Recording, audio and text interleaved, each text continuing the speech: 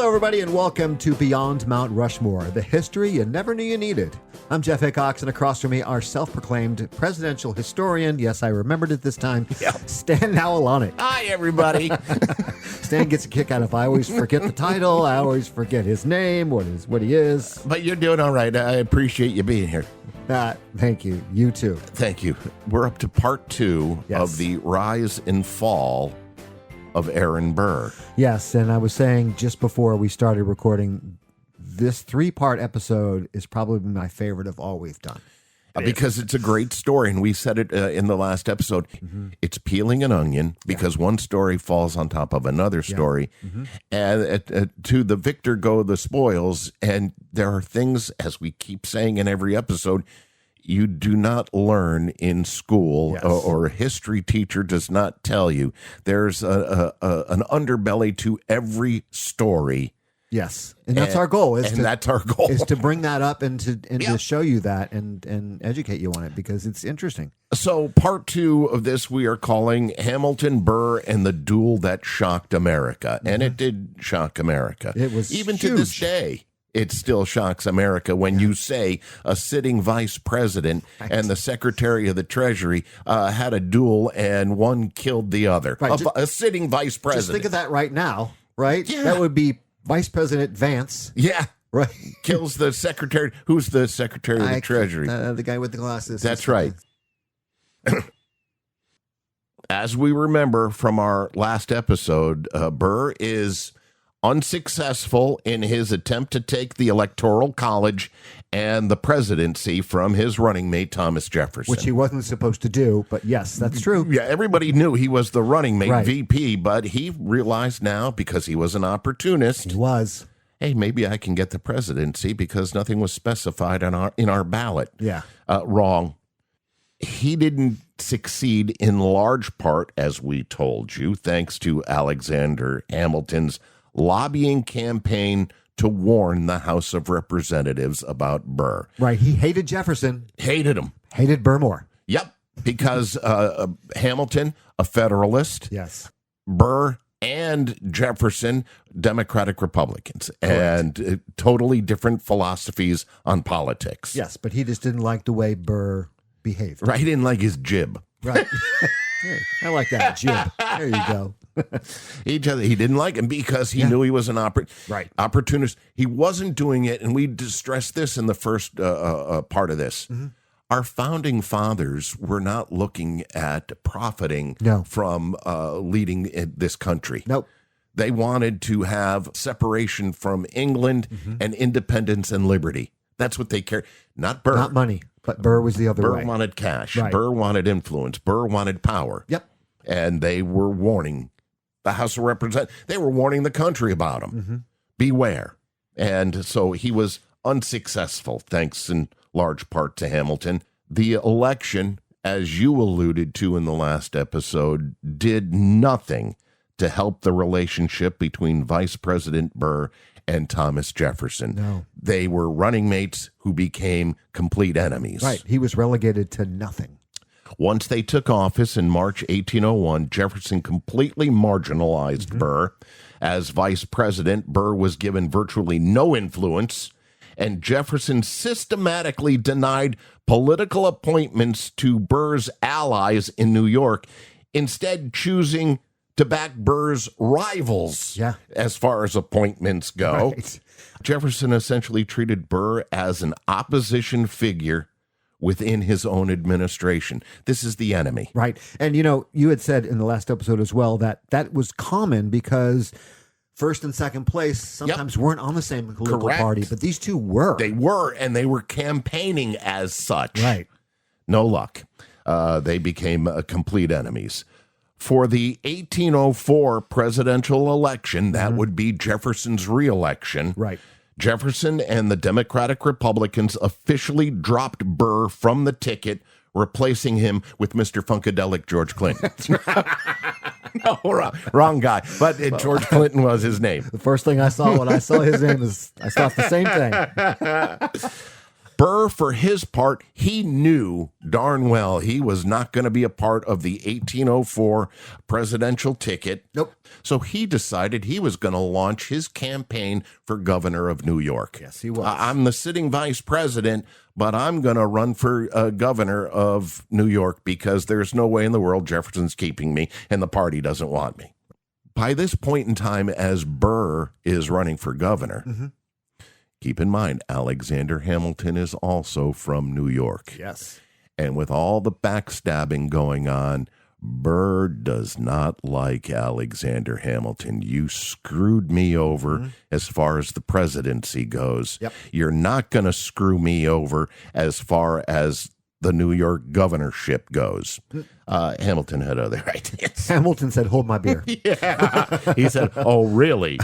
Because, yeah, it cost Burr the vice president, well, the presidency, yeah. Thanks to Hamilton. Hamilton also did not want Burr running for governor in his state. Right. You're not running for governor of New York. This is my state. Hamilton campaigned vigorously. He did. Behind the scenes against Burr, throwing his support behind Morgan Lewis, the mainstream Democrat-Republican candidate. Keep in mind, he's a Federalist. Yes, right. This is the second time he's done this. I know. Hamilton successfully persuaded many influential Federalists not to even consider Burr for governor of New York. Yeah. Oh, this does not sit well with Burr. Largely due to Hamilton's fierce opposition and the fracturing of the Federalist vote. Yeah. Burr lost the gubernatorial election in April 1804 by a massive landslide. It was. He just got trounced. Yeah. He was pissed. Yeah. Now, the true breaking point. Now, if you don't see Burr and Hamilton hating each other, they did. Yeah. Obviously. But the true breaking point for Burr, as far as a duel goes, I mean, that's heavy It takes duty. a lot to get to the duel. Yeah. The breaking point came shortly after the election. In June 1804, a letter written by Dr. Charles D. Cooper was published in the Albany Register. The letter detailed a dinner party where Hamilton had argued passionately against Burr's candidacy. Cooper wrote in the paper, quote, General Hamilton and Judge Kent have declared in substance that they looked upon Mr. Burr to be a dangerous man, one who ought not to be trusted with the reins of government. And he goes on in the article, and this is the one that did Burr in. Yeah. I could detail to you a still more despicable opinion which General Hamilton has expressed of Mr. Burr. End quote. Burr, already humiliated by his resounding defeat and blaming Hamilton for ruining his political future, took umbrage with the phrase still more despicable. Yeah. That was despicable was a hot word. It was. Them's fighting words. Yeah. He took that as a direct attack on his personal honor. The quote, still more despicable opinion. That was the breaking point for Burr. Yeah.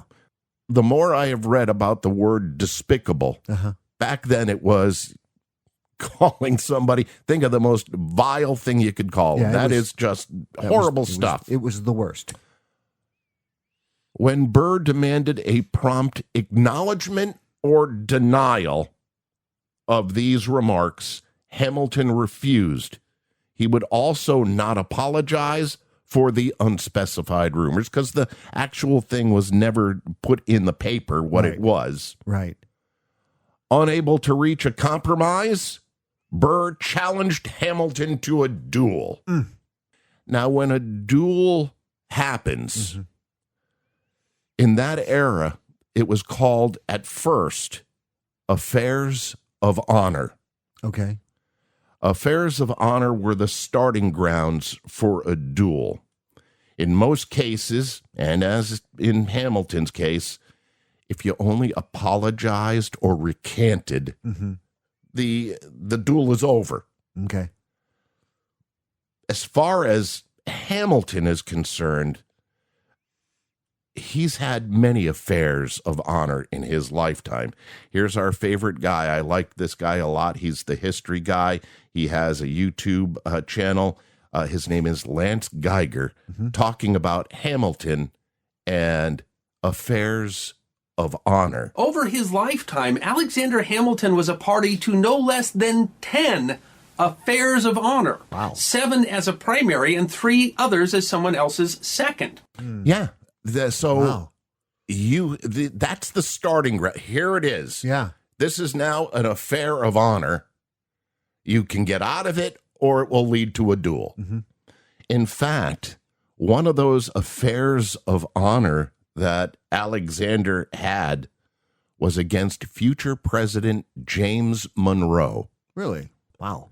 1797, Hamilton came incredibly close to dueling the future president over the public leaking of details regarding the Reynolds affair.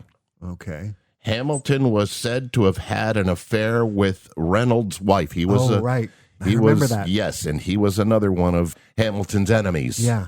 And Monroe was one of Reynolds' buddies. Yeah.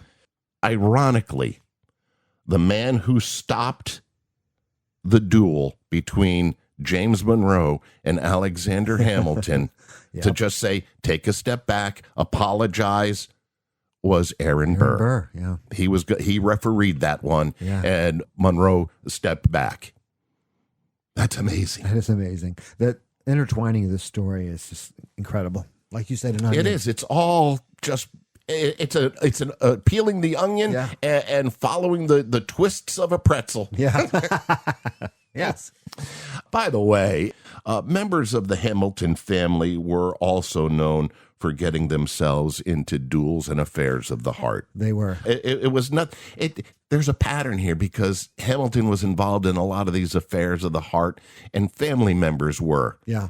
That tells you that he was active in pissing people off. Yeah, he was a passionate person. Yes, he always he was. If you read the Federalist Papers, you can see the passion.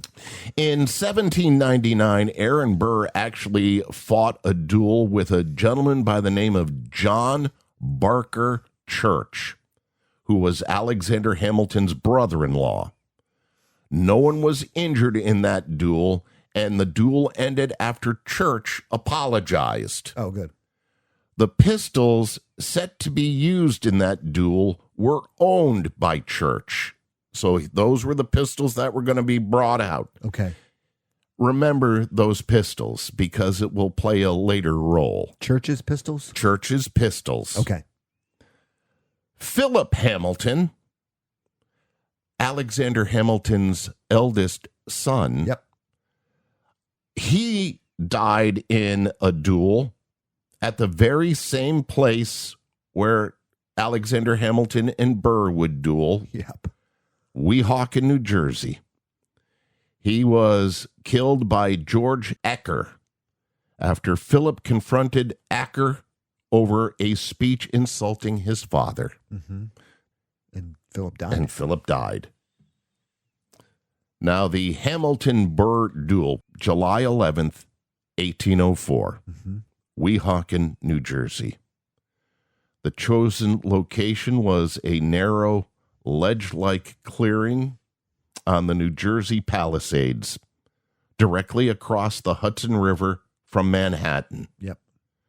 New Jersey was chosen because it was less aggressive about prosecuting dueling than the state of New York. New York was very, very aggressive against it.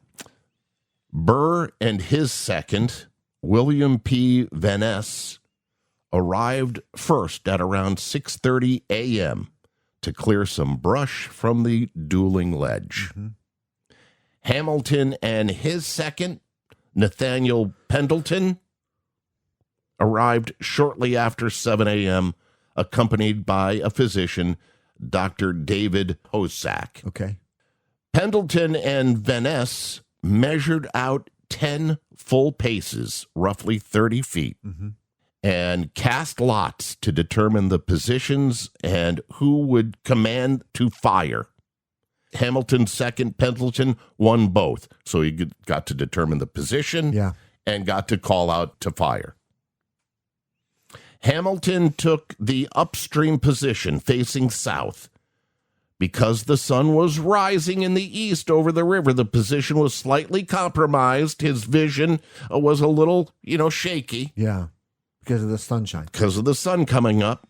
Before taking his place, Hamilton put on his spectacles, practiced and tested shooting his pistol so that he could judge properly with the sunlight. Pendleton gave the warning, asked if they were ready, and shouted the command, "Present." What happened next, in a span of mere seconds, remains one of the most heavily debated moments in American history. Yeah. As the seconds later published conflicting accounts as to what happened. Well, yes. Hamilton's side claimed Burr fired first, and that the impact of the bullet caused Hamilton's reflexes to discharge his pistol into the air. Sure. Nope. I mean, okay. Burr, his side claimed Hamilton fired first and missed, prompting Burr to take aim and fire. Modern historians who really have analyzed this thing largely believe Hamilton abided by a custom of intentionally throwing away his shot. Yes. The shooting into the air, the shooting into the ground. It's all about honor. It's not about killing somebody. Right. The honor is to face off and to duel. Right. In his private papers, Alexander Hamilton's private papers, written before his death, Hamilton explicitly stated just that he would intentionally throw away his shot. Yeah. His bullet struck a cedar branch high above and behind Burr's head. Yeah.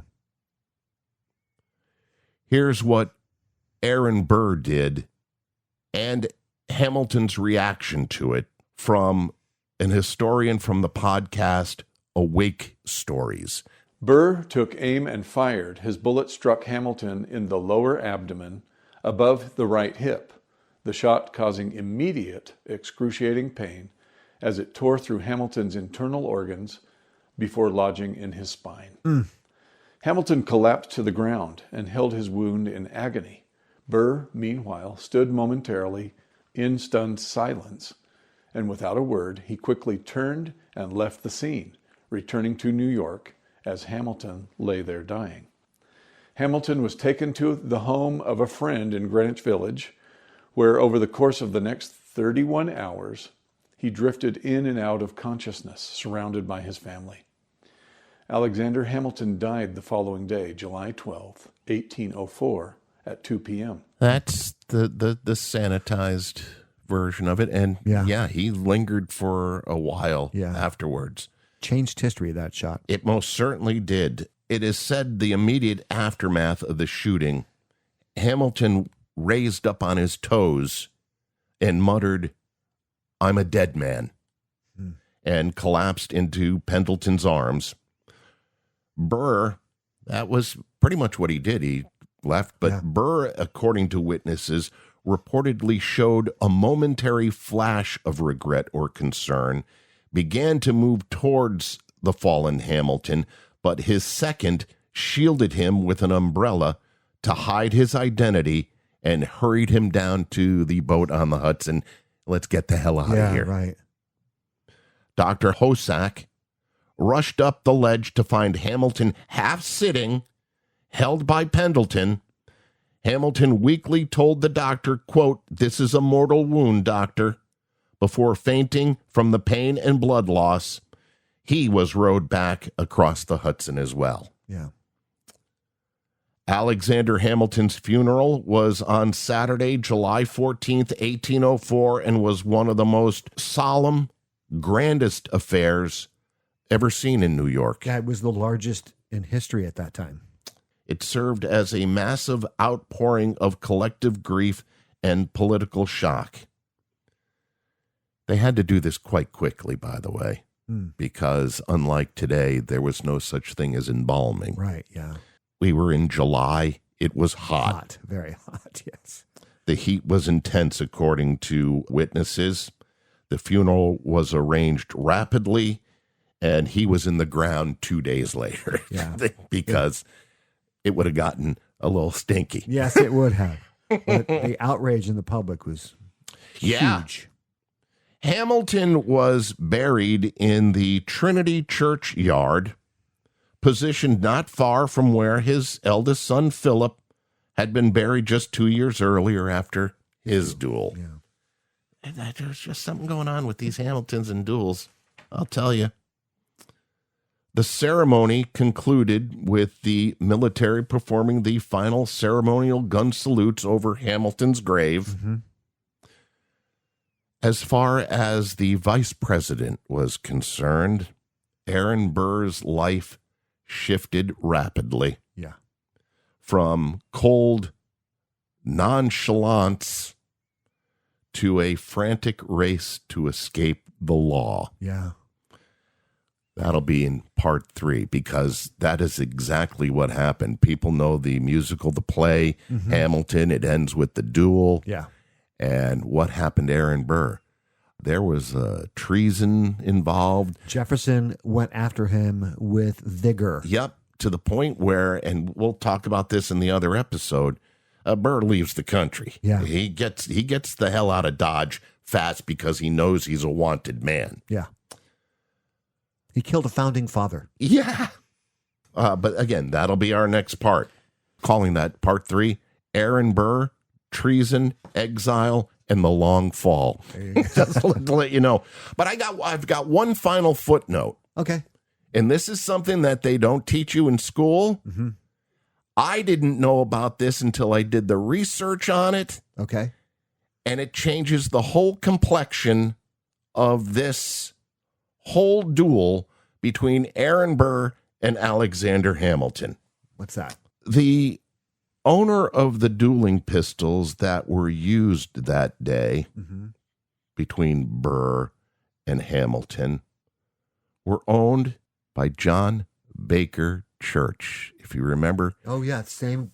He was involved in his own duel with Aaron Burr in 1799. Wow. His brother-in-law. Same dueling pistols. They were Church's. That's incredible. Oh, there's more. Okay. There's much more. Something far more shocking that was discovered 172 years later. What? Here again, the history guy, Lance Geiger, and this one is gonna blow your mind. This infamous set of pistols that was owned by John Barker Church involving Hamilton and Burr were purchased in London in 1797, and they stayed in the Church family until 1930, when they were sold to Chase Manhattan Bank, which was, ironically, a descendant of the Manhattan Company, which had been founded by Aaron Burr. And Chase Manhattan Bank still owns the pistols and sometimes puts them on display. But in 1976, Chase Manhattan Bank allowed the Smithsonian Institution to inspect the pistols, and there they found a shocking twist. The pistols had been designed to cheat.